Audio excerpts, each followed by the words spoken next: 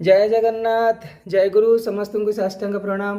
हाँ आज्ञा आज आम एभली एक आलोचना करवा जहाँ आपण जीवन में संपूर्ण रूपे धन संपत्तिर आगमन करने सहित 10 बाटरू धनर आगमन हम एवं आपण को सब विजय प्राप्ति हम प्रत्येक कार्य आपण जहाँ चाहते निश्चय विजय प्राप्ति हम। स्कंद पुराण में आप देखिए हनुमान जी तृतीय भाई गतिमान विषय उल्लेख अच्छी जदि केवे स्कंद पुराण पढ़ुंट हनुमान जी 5 जन भाई आज्ञा मतिमान श्रुतिमान गतिमान केतुमान एवं धृतिमान।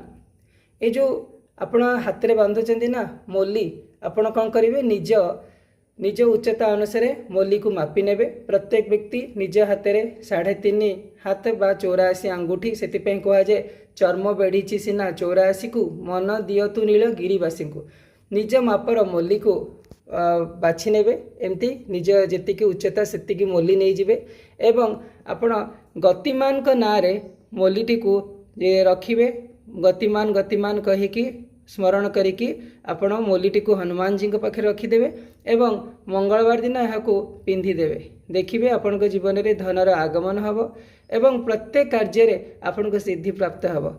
जेतेबेले आपण मोली परिवर्तन करुवे सेतेबेले ए गतिमान का ना रे ही करंतु देखंतु जीवन में अद्भुत परिवर्तन आसीबो। जय जगन्नाथ जय गुरु समस्त को प्रणाम।